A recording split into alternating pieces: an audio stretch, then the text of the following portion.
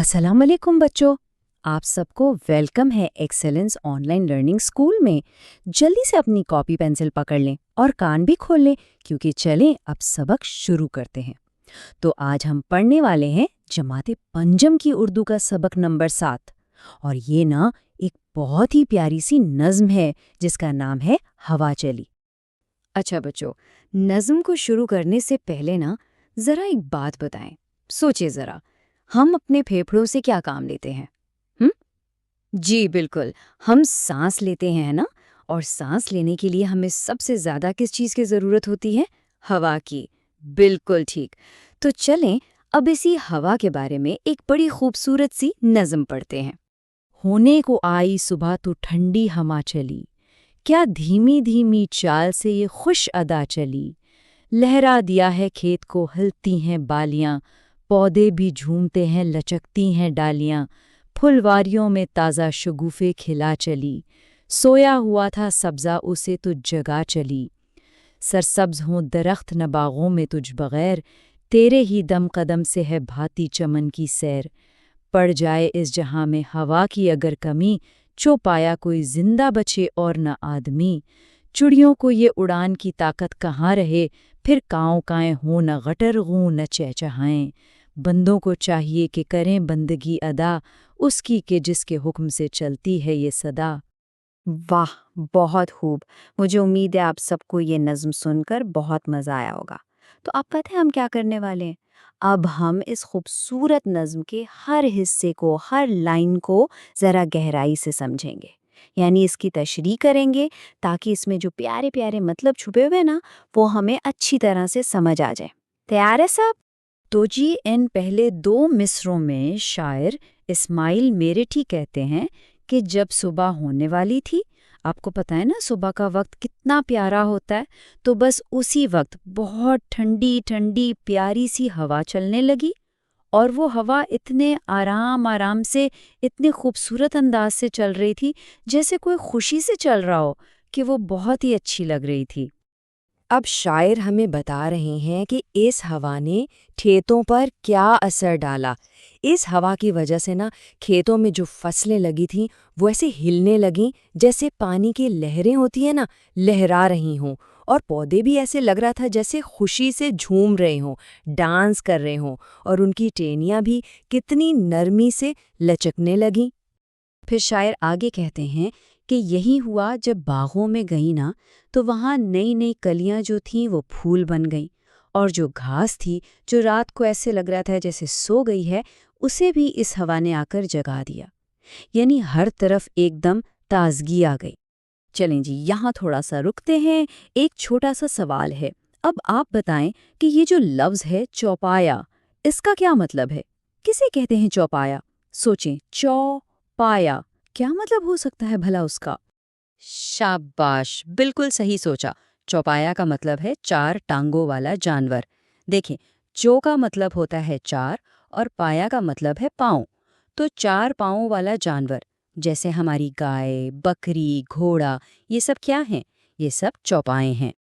अच्छा जी, एक और सवाल। ये जो इतनी प्यारी हवा चलती है, ये किसके हुक्म से चलती है? क्या ये खुद से ही चल पड़ती है या कोई है जो इसे चलाता है? सोचे जरा। चलें, इसका जवाब हम नज़्म में आगे ढूंढते हैं।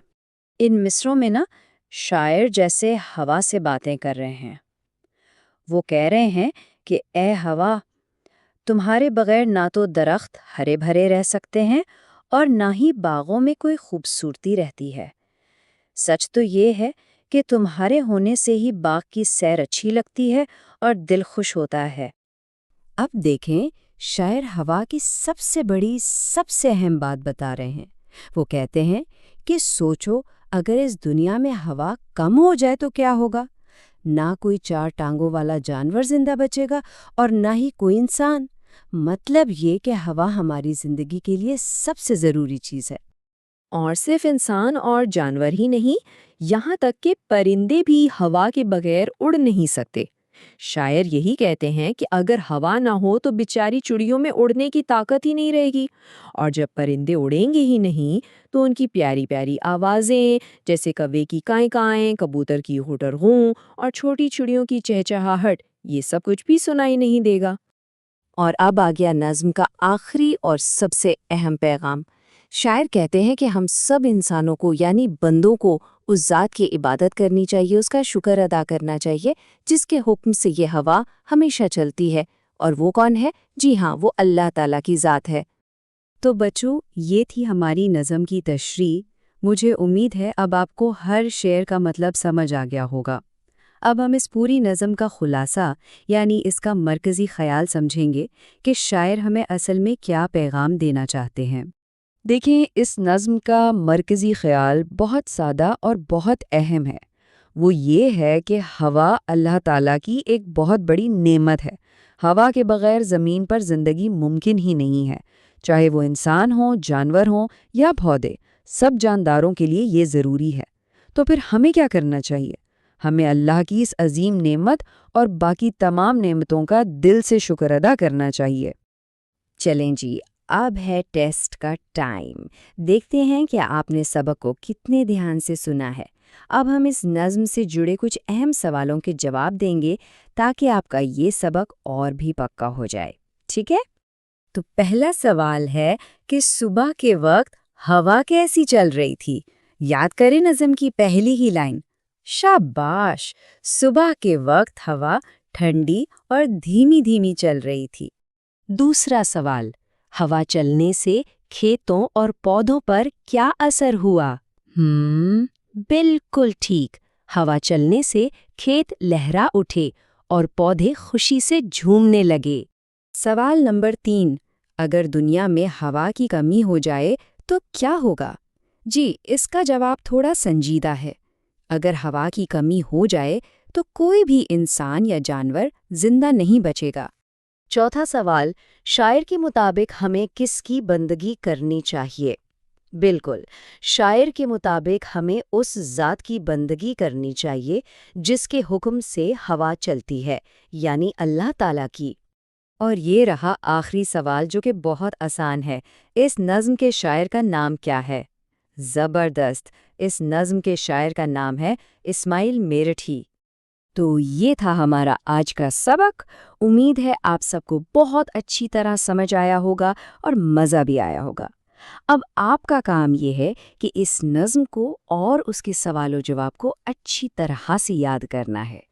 اور ہاں، جانے سے پہلے ایک ضروری بات، برائے کرم ہمارے اس پلیٹ فارم کو سبسکرائب کرنا نہ بھولیں تاکہ آپ کو ہمارے اگلے سارے اساباق بھی وقت پر ملتے رہیں۔ اپنا بہت سارا خیال رکھیے گا اور خوب دل لگا کے پڑھائی بھی کرتے رہیے گا۔ اگلے سبق تک کے لیے مجھے اجازت دیجیے۔ خدا حافظ۔